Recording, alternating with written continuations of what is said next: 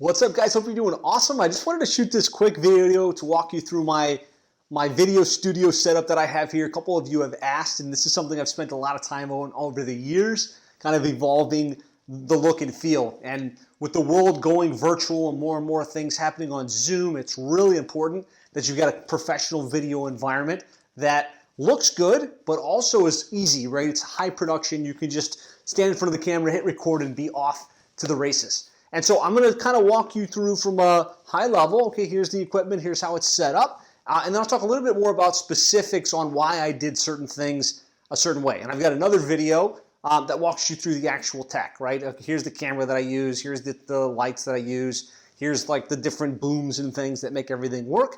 So if you want to see that, we'll make sure that it's linked to here where you can like get a document with a gear guide, so to speak, with all of the resources you need to replicate or take pieces of it that you like. Sound good? Give me a like here or comment if this is interesting. You're excited to kind of see this video setup. So first thing you'll probably notice as you look at the setup is this TV screen, right? And this TV screen is actually a Vibe board, which means it gives me the ability to to do a couple things. It gives me the ability to pull up Google Drive, have access to any images that I want. It gives me the ability to easily screen share so that I'm like whatever I have on my computer in front of me, I can have projected back here behind me.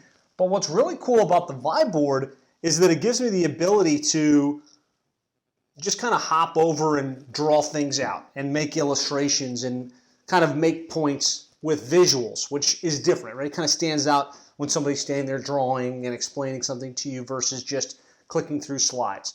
Not completely necessary. I think it's cool. This runs about $3 grand for a Vibe board.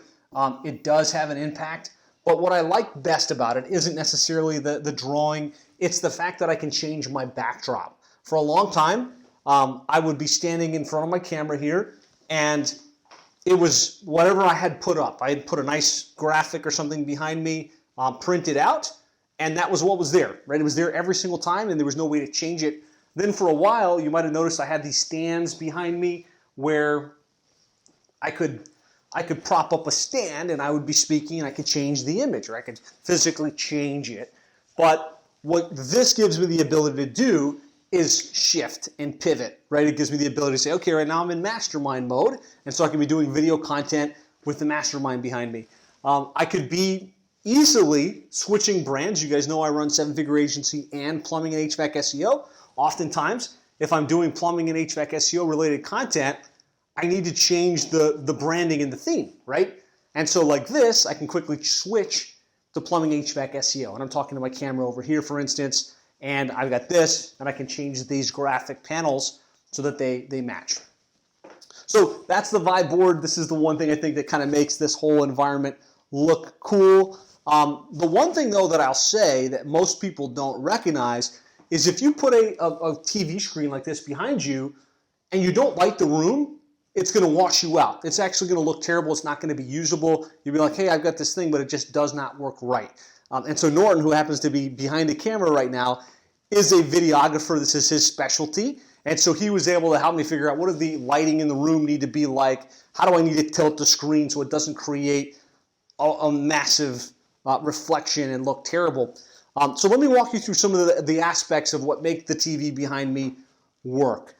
So if you kind of look up, you'll notice I've got these lights and this reflector here in front of me. And they're not directly in front of me, because if they were directly in front of me, they would wash me out and they would create, as I understand it, like light underneath my eyes.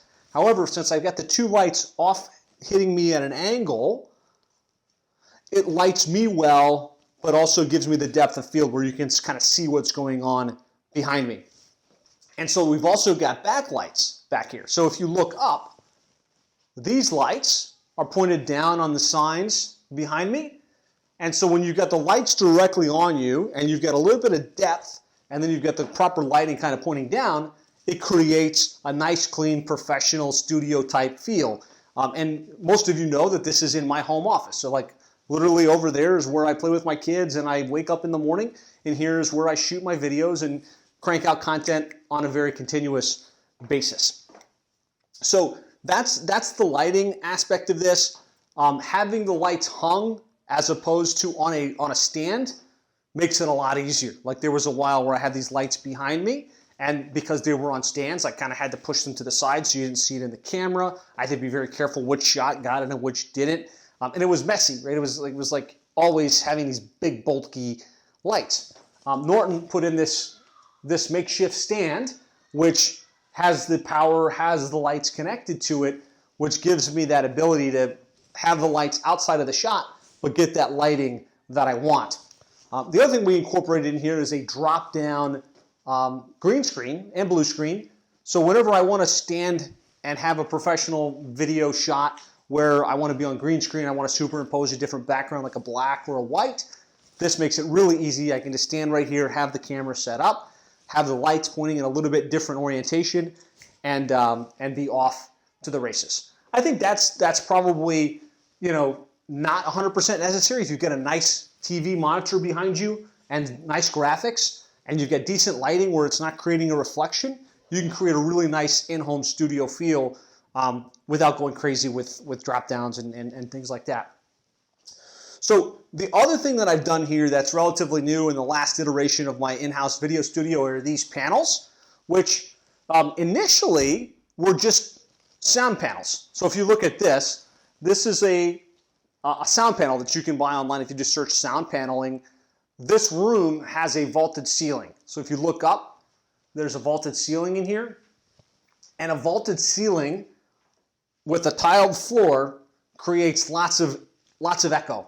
And so if you go back to my initial videos in this room, you'd have this tremendous echo. And it was even with a mic, even with all of the right equipment, there was a massive amount of echo, which doesn't sound professional, doesn't work great. So what we did is we bought these sound panels and we put them all over the room. We also have them affixed to the ceiling, and that solved the echo problem. But it still looked basic, right? Because you've got these panels behind me. So what we did after that was we bought signs. So just like you could go to your standard sign shop, and this would be, a custom cut sign with different images. And so, we just took our three key pillars, right? Landing clients, delivering results, retention, and scale. And you don't really notice it that much, but it's kind of in the background as I'm presenting, and that looks kind of cool. And so I've got it in both of my different brands, and I literally hand swap those out when I shift from plumber SEO mode to seven-figure agency mode. So that's kind of what I'm doing here. I've got the screen in the background, and then I've got the images in the background, which are lit. Another thing that makes this work, and this was something that we had to experiment with for quite some time, is the depth behind you. Oftentimes you wind up like where I was in here before in this office. I had my desk here, I had my camera right here, and then very close behind me was a wall, so there was no depth. And so it just felt like you couldn't do much. Even if I had a screen projector behind me, it would feel very, very tight. What you want is go to the very end of your room, and that's where you put your camera as far forward as you can so that you can be relatively close to the camera with a lot of depth behind you. That creates a very professional look, a very professional feel. So we've talked about this screen. We've talked about the panels behind me. We've talked a little bit about the lighting. The next thing you want to look at is your camera. Initially, what I had in here was a standard Logitech webcam, which is easy to use, which does pretty good. But I did want that professional HD look and feel. And so what we've got now is a Sony A7000, I think it is, 2000. I'll get you the exact number in the gear guide. That's running through to a special dongle, which is a cam link. Again, links will be in here. And what this does, this cam link makes it so that your computer recognizes that as a webcam. So when you go on Zoom or when you go to ScreenFlow or you go to something where you're going to record video, it will recognize that as any other webcam that you might choose. And so now you've got a very professional feed coming through the camera. There's some things you need to do with your DSLR quality cameras to make sure that they don't show the little boxes like dialog boxes that come up so that they don't turn off automatically after 30 seconds or after a couple minutes without active use. and to not run out of battery, right? You want to make sure you've got a power source plugged directly into it, so you've got a continuous power feed and you've got continuous flow until you physically turn it off. And I can tell you, it can be done, right? And so in the gear guide, I'll tell you, here's the camera we use, here's the dongle that makes it plug into the computer so it recognizes it, here's the extra power source you want to plug directly into the battery compartment so that it has a continuous feed of power, and that all makes a big difference. Now, that gives you the visual look, and the visual obviously is extremely important, but beyond visual is audio, right? We talked about the sound dampening in the room. You could have the most beautifully looking shots in your home office or office in the world, but if the sound looks bad, it will give you away as an amateur. And so what I use for the most part today is this little lav mic, which is USB based. Again, I'll give you the link to it. What I've found is having the lav mic come straight under my shirt, straight up to my chin, gives me the best consistency of sound quality. Now you could use, you see often those boom mics. I do have a Yeti Blue mic, which is pretty good. And you could use that. I know a lot of people use it, but if you're gonna move around, like in a case like this, like if I'm gonna be coming back here and draw on my board, and then I'm gonna come up here and talk to the camera, that creates distance from the mic. And so that's why, these USB lavalier mics create good quality. They're close enough to the mouth. They give you the ability to move around while still having very consistent sound quality. So that's the scoop. The benefit of this type of environment and the way that it's structured is I can, in a moment's notice, turn on my camera, turn on my computer, hit record, and be off to the races. And so if we know we want to create video content, we want to create videos, we want to create webinars, we want to be positioning ourselves as the expert in our space, the biggest hindrance to that is friction, right? Friction being, I got to set up my lights, and I got to set up the camera, and I got to have my videographer come into the house or to the office to set it up. That friction is going to make it so you very rarely create video content. Where if you make it easy like this, your lights are set up, your camera's set up, all you have to do is basically step up and press record. Because it's such low friction, you can get things done really, really quickly. So the last thing I'll talk about is this little Stream Deck, which is something that I've become a big fan of. Stream Deck plugs into Ecamm Live, and it also plugs into Zoom. And then you can do a lot of different things with it, but just strictly from a video perspective, you can load up in advance your scenes. You say, okay, scene one might be an introduction where you've got a cool doom, doom, doom, and like bunch of different shots. Then you can switch to just your face. Then you can switch to your face and your screen. You can do all kinds of cool things like that. You can end the stream without having to use your mouse and find the thing and press end.